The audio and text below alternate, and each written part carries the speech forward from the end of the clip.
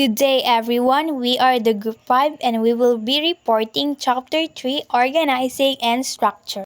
At the end of this chapter, you will be able to define organizing, define organizational structure, determine the types of departmentalization, describing job design, and describe the importance of job specialization. Hello everyone, I'm Alam Jane Colop and this is my report. What is organizing? So organizing, as defined by Robbins, 2012, involves arranging and structuring work to achieve organizational goals. It is a management function that determines the coordination and arrangement of a firm's resources to meet strategic objectives. So according kay Robbins, noong 2012, ang pag-organize is pag-aayos at pag-structure ng mga gawain, mga tao, at mga mapagkukunan para ma-achieve ang goal sa usa ka company. So, for example, isipin natin, parang isang malaking proyekto ito. Kailangan natin tsakin na ang lahat ay nakalagay sa tamang lugar, na ang lahat tao ay may iba't ibang tungkulin at nagtutulungan din para madaling matapos ang pinapagawang proyekto. So, next, what is organizing? Reitner 2007 described it as cooperative social system where the coordinated efforts of two or more people work towards a shared purpose. So, ayon naman kay Reitner noong 2007, ang pag-organize is a group of people na nagtutulungan para ma-achieve ang kalailahi ng mga responsibilidad. So, for example, ang pag-organize, ang proseso ng pag-aayos ng mga tao, mga gawain, mapagkukunan para magawa ang trabaho ng isang kumpanya. So, kailangan natin tsakin na ang lahat ay nagko-coordinate para mapadali o ma-achieve ang goal. So, for example, kung gusto natin na magtayo ng isang bahay, so kailangan natin mag-recruit ng tao, kailangan ng karpintero, mga mason, mga pintor, at iba pang manggagawa. So, mag-assign ng mga gawain. So, kailangan natin ng mga tao na gagawa nun. Then, mag-coordinate ng responsibilidad. Kailangan natin tsakin na ang lahat ay nagko-coordinate sa kanilang mga trabaho para mapadali ang trabaho. So, next, structure of the organization. The organization structure is a formal arrangement of job and tasks within an organization designed to achieve its goals according to Robbins 2012 and Dobrin 2012. It involves assigning specific jobs, function, and responsibilities to employees. So, ang structure ng organization ay parang isang blueprint ng isang bahay. Tinutukoy nito kung paano nakaayos ang mga tao at mga gawain sa isang kumpanya para ma-achieve ang purpose goal nila. So, ayon nga kay Robbins 2012 at Dobrin 2012, ang structure ng organization ay isang formal na pag-aayos ng mga trabaho at mga gawain sa loob ng kumpanya. Ito ay parang isang mapa na nagpapakita kung sino ang responsible para sa anong gawain. So halimbawa sa kumpanya ng goods and services and product, ang structure ng organizing and pwede siyang mukhang ganito. CEO and CFO, COO, yung mga nasa tuktok, yung mga natataas. Mga kagawaran, pwede din siyang ganito.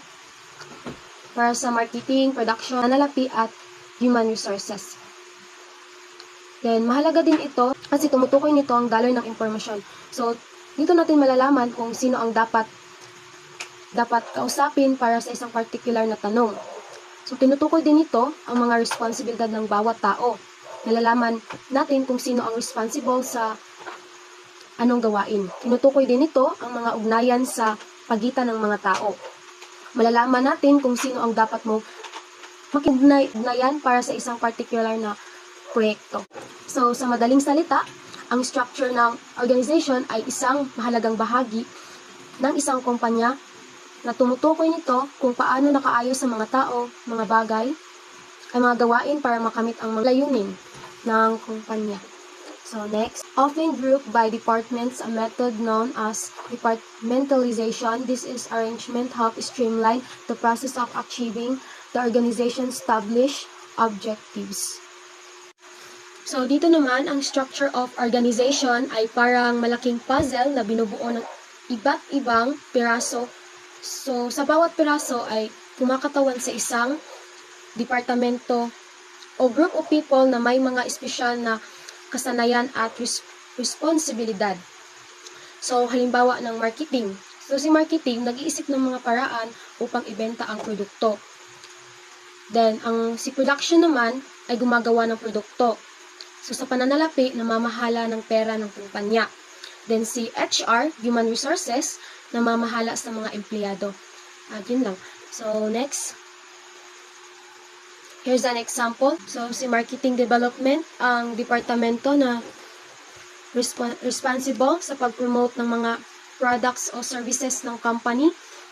Sila ang nag-iisip ng paraan upang maabot ang mga customer at hikayatin silang bumili. So, sa production department naman is ito ang departamento na gumagawa ng produkto o services ng company. Sila ang nag-iingat na ang produkto ay ginagawa ng maayos at sa tamang oras. Finance department naman, isang departamento na ito ay responsible sa pamamahala ng pera ng kumpanya. Sila ang nag-iingat na ang kumpanya ay may sapat na pera upang mapatakbo at lumago. Then next, what is organizational structure important? So clear rules, everyone knows their job and what they are responsible for. So good teamwork, people work together smoothly to achieve the company's goals. Effective decision making, it's easier to make decision because everyone knows who is responsible for what. So this is my end of report. So thank you for watching. Good day everyone, I am Jara A. Sumaya, and this video we will be discuss about different types of departmentalization. There are 3 types of departmentalization. The first one is functional. Functional departmentalization is an arrangement that defines departments by the function each one performs, such as accounting and purchasing. Functional departmentalization is a department or group of personnel tasked with specific organizational function. Typically, functional department is comprised of teams of employees with similar skills and expertise. Here is the example of functional departmentalization chart. It has a top-level management called CEO and President. Each department has a leader or a vice president. The focus of first department is about marketing. The second one is more focused on operation. And lastly, the third one is more focused on accounting. Ginatawag siya og functional departmentalization kay each department ang mga employee lahi-lahi og skills, expertise, and knowledge.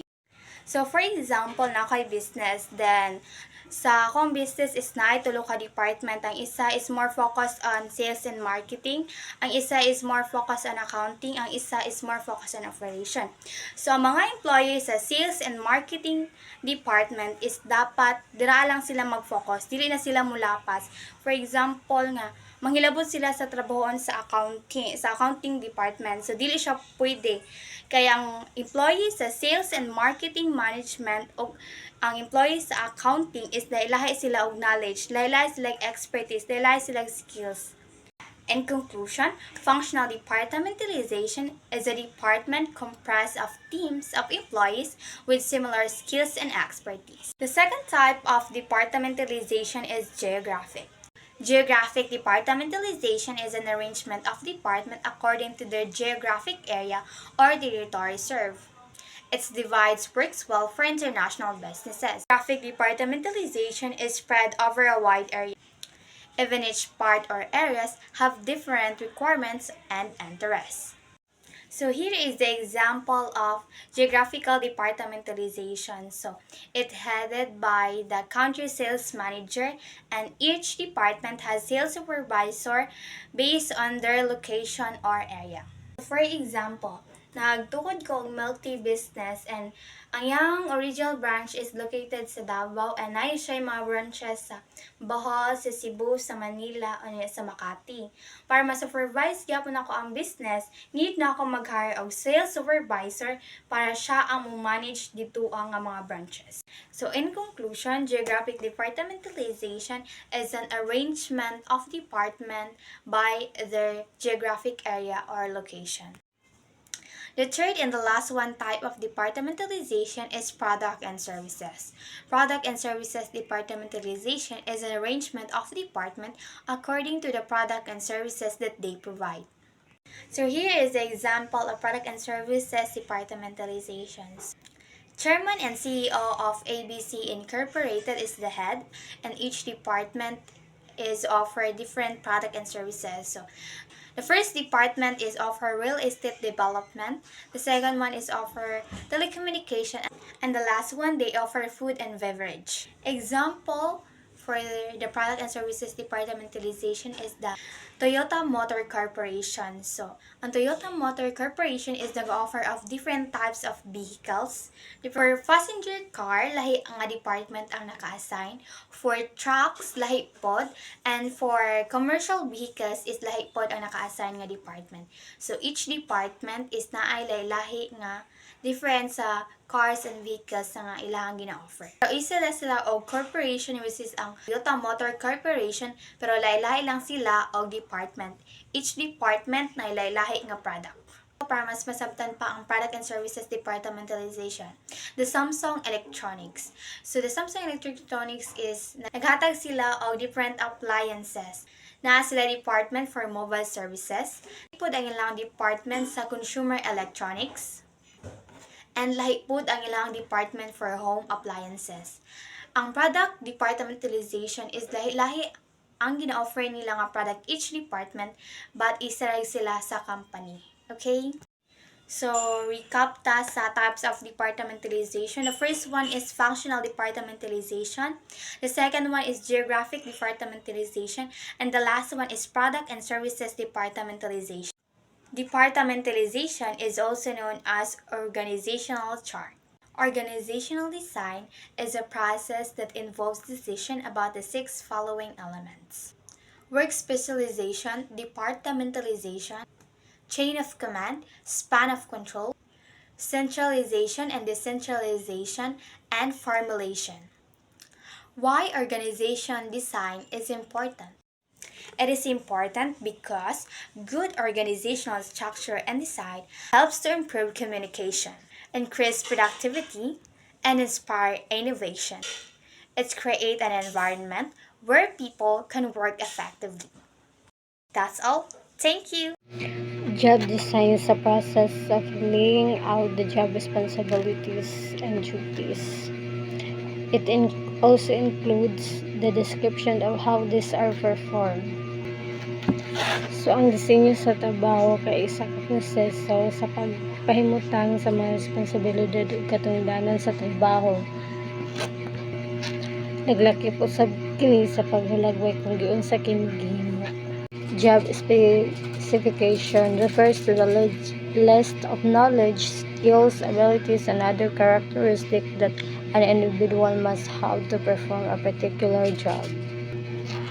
So, ang job specification kay isa siya ka trabaho nga dapat na kayong knowledge and skills and abilities kay lain pong sulod ka na nga trabaho tapos di ka kabalo. So, for example, computer musulod computer mo gamit kag computer, trabaho nga gagamit og computer tas di ka kabalo mo computer, so wala ka gihapon. So dapat og mo trabaho ka dapat kanang gusto nimo og naa kay knowledge ug naa jud kay nahibalaan na nga trabaho og gusto po jud nimo. According to Dubrin 2012, dimensions refer to what an incumbent actually does on the job. Understanding this dimension leads to an understanding of the nature of the work. These are 4 dimensions with sub-dimensions of job design. we have task characteristics, knowledge characteristics, and social characteristics, and contextual characteristics. Task characteristics refers to the focus on how the work itself is accomplished. The range and nature of the task associated with a particular job, it can be expressed in four subdimensions. Number one, we have autonomy. In general, refers to how much freedom and independence the incumbent has to carry out in his or her work assignment. The freedom aspects includes work scheduling, decision making, and work methods. Variety refers to the degree to which the job requires the worker to use a wide range of tasks. Thus, significance indicate the extent to which a job influences the lives of work of others, whether it is inside or outside the organization. Thus, identity reflects the extent to which a job involves a whole piece or work that can readily be identified. Number four, feedback from the job refers to the extent to which the job provides direct and clear information about task performance. Hi everyone, my name is Lorraine Angela Ronquillo from BIS BAFM 1B. This is my topic. My topic is knowledge characteristic. Knowledge characteristic refers to an obvious job dimension. It is the demand for knowledge, skill, and ability placed on the job holder because of the activities built into the job. This can be expressed into 5 job dimensions. Job complexity refers to the degree of the job's tasks, or this measures the complexity and difficult the job is to perform work that involves complex tasks, requires high-level skill, and is mentally demanding and challenging. Ang pangunahing konsepto ng pagiging komplikado ng trabaho. Ito ay isang mahalagang kadahilanan sa pag-unawa sa mga hinihingi ng isang trabaho at ang mga kasanayang kinakailangan upang maisagawa ito ng epektibo. Number 2, information processing refers to the degree of job requires attending to and processing of the data and information. Dobrin emphasized that information is the result of making data useful, such as making sense of the survey about customer satisfaction. Ang pagproseso ng impormasyon sa isang mahalagang aspeto ng maraming trabaho ay mahalagang unawaan kung paano ito nakakatulong sa pagkahalatang pagiging komplikado ng trabaho. Ang punto ni Dobrin tungkol sa pagiging pakipakinabang na data ng impormasyon ay tina-highlight nito upang maging makabuluhan at ma-aksyonan. Number 3, problem solving refers to the degree a job requires unique ideas or solutions. It also involves diagnosing and solving non-routine problems and either preventing of the pleasing errors. Ang kakayahan ng paglutas ng problema sa konteksto ng mga trabaho. Ito ay hindi lamang tungkol sa paghahanap ng mga solusyon.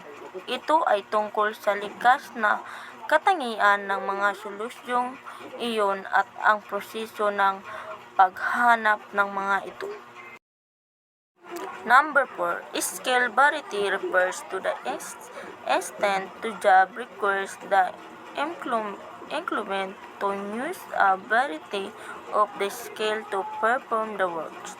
Skill variety and task variety are not the same things. That means of the multiple skill in different from the performance of multiple tasks. Ang pagkakaiba sa pagitan ng iba't ibang kasanayan at iba't ibang gawain. Ang mga ito ay pagkakaugnay ngunit pagkakaiba mga konsepto. At ang pag-unawa sa pagkakaiba ay mahalaga para sa pag-unawa sa desisyon ng trabaho at pakikipag-ugnayan ng empleyado. Number 5. Specialization refers to the extent a job involves performing specialized tasks of processing specialized knowledge and skill. No-brain, 2012 pp. 233. Ang kakayahan ng espesyalisyon gaya ng tinutukoy ni no-brain, ito ay isang mahalagang aspeto ng desisyong trabaho at pag-uunawa kung paano nakakatulong ang iba't ibang tungkulin sa pagkakahalatang paggawa ng isang organisasyon. Good day, ma'am. Good day, everyone. My name is Lenin M. Maestro. I am from BSBA FN 1B. And I am also the reporter of Group 5, Chapter 3. Now, we discussed to you about the social characteristics and contextual characteristic. So, when we see social characteristic, relate to the interpersonal aspect of a job or the extent the job requires interaction with others. So, when we see social characteristic, being good listener or understanding what being said and providing a positive useful response. Ang pinaka importante jud dira is being your abilities to communicate and collaborate and build relations with others in a professional settings. Next is social support. Refers to the degree a job involves the opportunity for advice and assistance from other in a workplace. So social support is, for example, to communicate well, teamwork, being able to cooperate with others. So social characteristic, it could be expressed in 3 subdimensions. So number 1 subdimension is interdependence. So interdependence reflects the degree the job depends on others and other depends on a job to accomplish the task. So for example, two or more processes that depend on one another to complete their assigned task. So number 2 is interaction outside. The organization refers to how much job requires employee to interact and communicate with people outside the organization. So interaction outside, it could be external communication, the transmission of information between 2 organizations.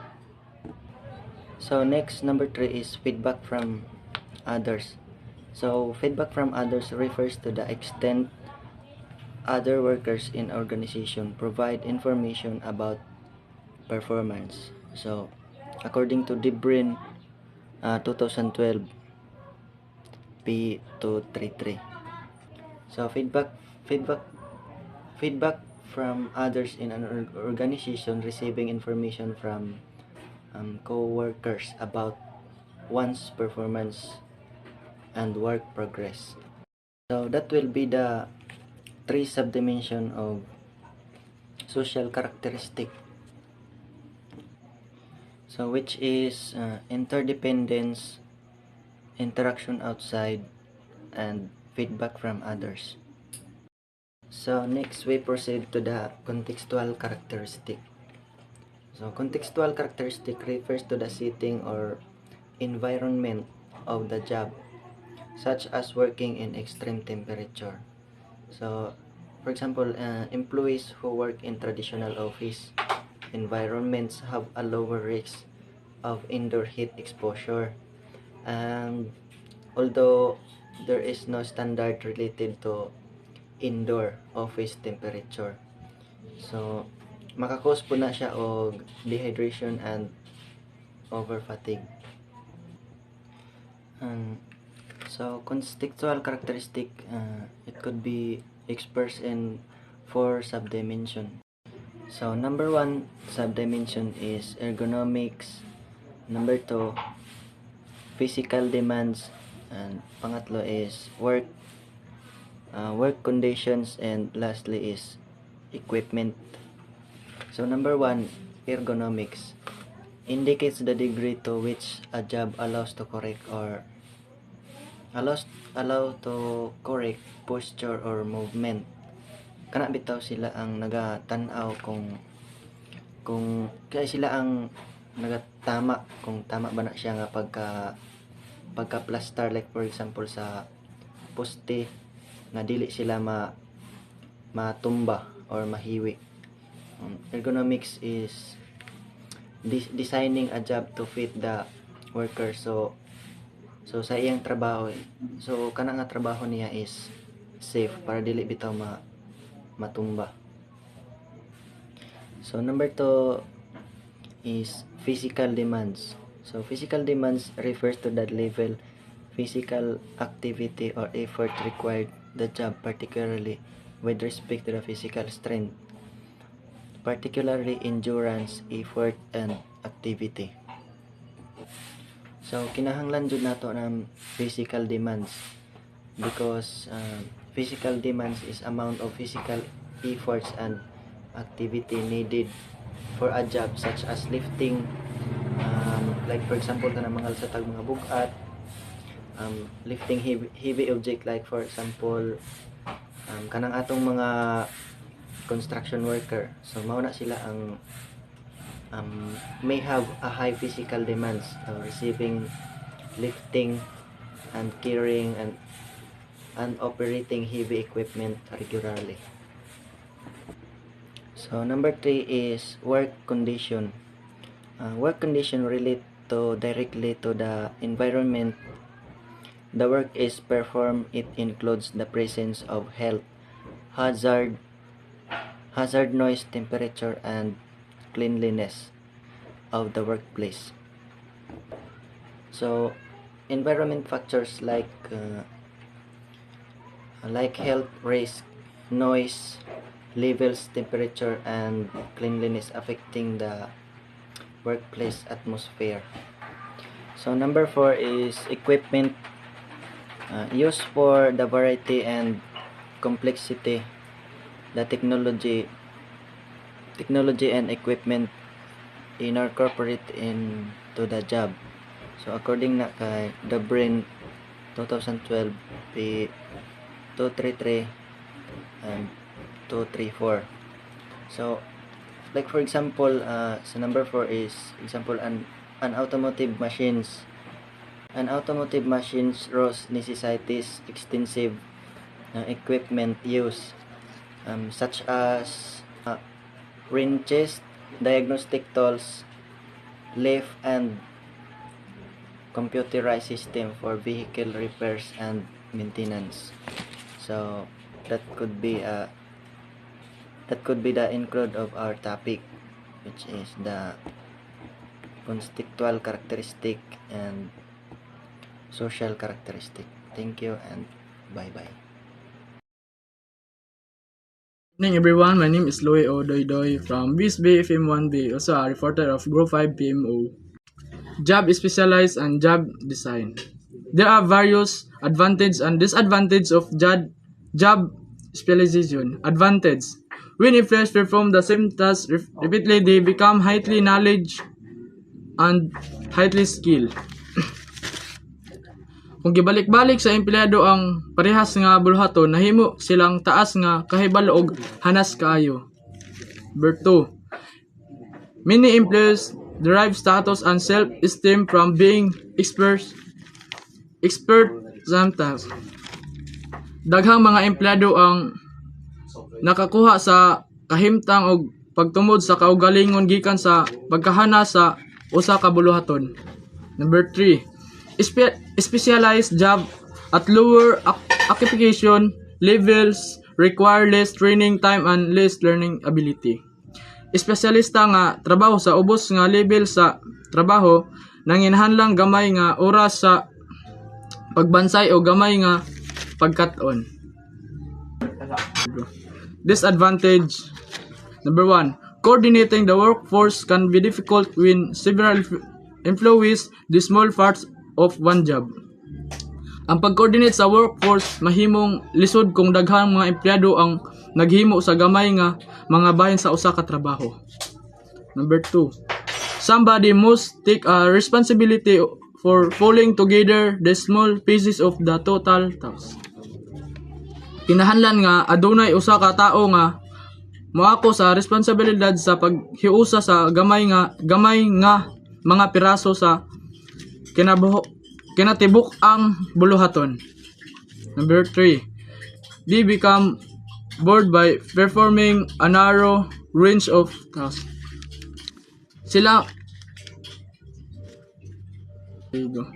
Sila makalaay pinaagi sa paghimo sa usa ka pig-ot nga laing-laing mga buluhaton. Thank you.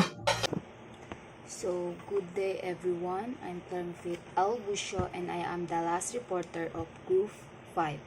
And my topic is all about job description and job enrichment. So, what is job description? So, job description is a written statement of the key features of a job along with the activities required to perform effectively by the job holder. This explains how sometimes a job description is required to be modified to fit the job. It can be done depending on the current task needed for a particular job. So, ang job description kay muna usa ka list nga naghatag og detalye kung unsa ang trabaho sa usa ka tawo. So, sa description nakabutang ang mga kinahanglan, buhaton or mga responsibilities sa isa ka empleyado. So, example, sales lady. So, unsa may mga buluhaton sa mga sales lady? So, mao ni siya ang mga buluhaton sa sales lady. Pag-assist sa mga customer, pagbaligya sa mga produkto o pag-arrange ng mga muabutay ng mga stocks. So, mo to yung description.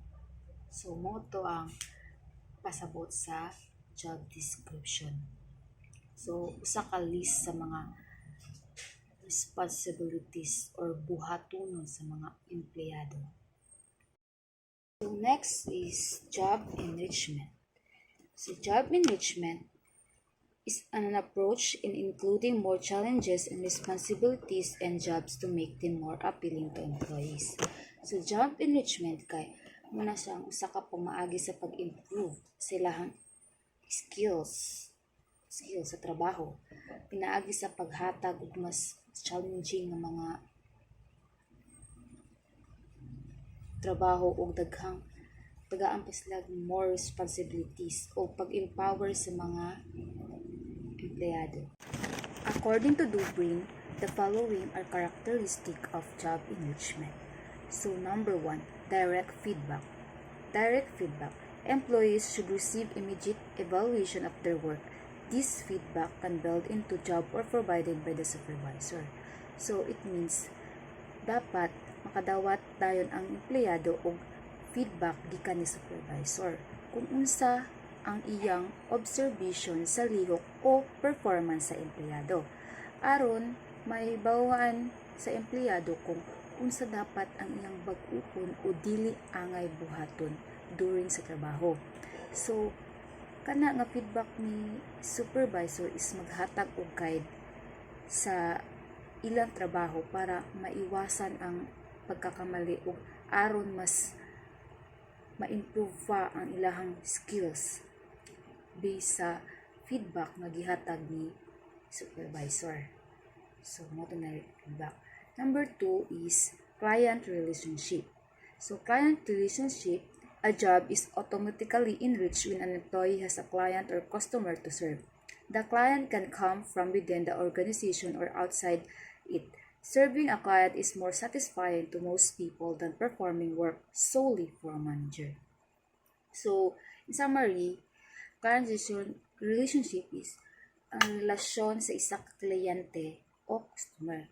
So, this is nagpasabot nga ang trabaho is mahimong mas enjoyable or satisfying kung ang empleyado adunay kliyente o customer nga gina-entertain o ginaserbisyuhan kaysa magtrabaho lang ka or ang nagaserbisyo lang ka sa imuhang manager.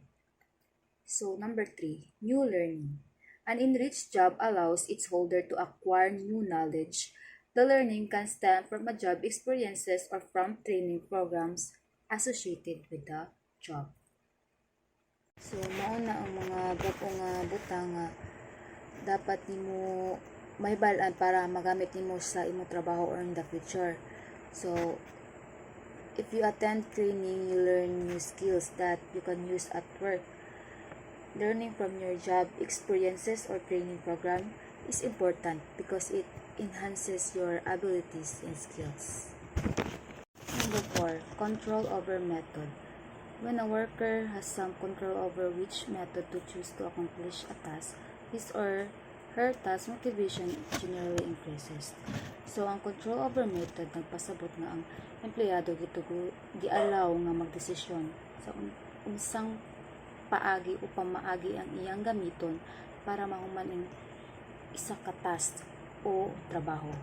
Kung i-allow ang empleyado nga magdesisyon kung unsang paagi ang iyang gamiton sa trabaho, mas motivated siya kay siya man mismo ang nagdesisyon unsa ang pinakamaayo or pamaagi sa iyang task o trabaho. Number 5, control over scheduling. The ability to schedule one's work contributes to job enrichment. Scheduling includes the authority to decide when to tackle which assignment and having some say in setting work hours. So, ang control over scheduling is pasabot nga ang empleyado siya ang nag-control kung unsang oras siya magtrabaho o unsa ang bulahaton, kung unsa ang una niyang buhaton.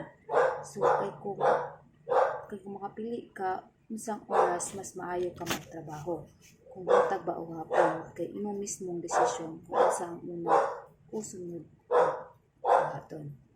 So, number 6, unique experience. An enriched job exhibits unique qualities or features.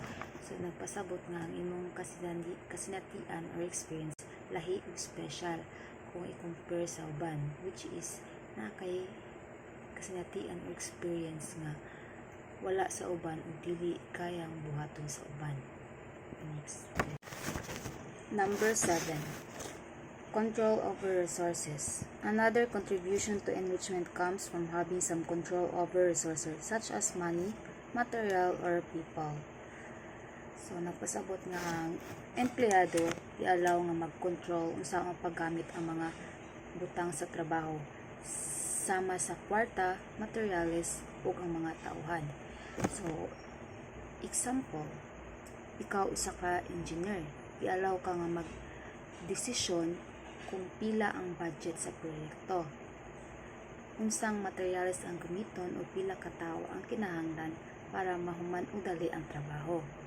Kung gi-allow si engineer nga mag-control sa mga butang nga gamiton sa proyekto, mas lindot ang resulta kay siya man ang nagdesisyon o nagkontrol kung saan pag-manage sa mga materyales o kwarta na gigamit sa proyekto. So, control over resources.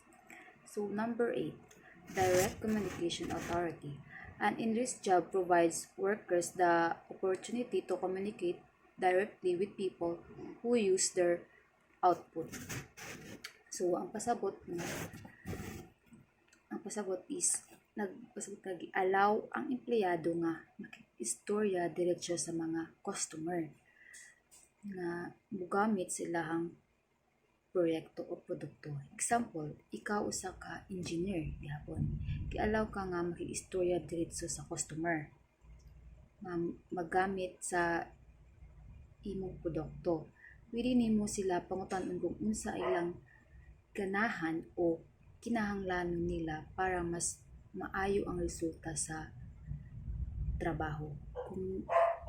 Kana ang pagpaagi kung gialaw ang empleyado nga makipag-istorya diretso sa customer, mas dali niya masabtan unsa ang kinahanglan sa trabaho ug mas maayo ang iyang output.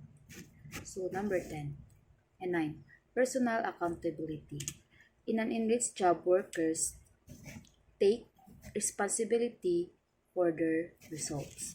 So nagpasabot na ang empleyado mismo is responsable sa resulta sa iyahang trabaho. It means ang empleyado manubag sa iyahang trabaho. Siya mismo ang magdala sa responsibilidad sa maayo o dili maayong resulta. So ang 9 ka characteristic nga gi-state nga ni Andrew Dobbin is naghatag og mga ideya kung unsa ang kinahanglan para sa usa ka enriching job.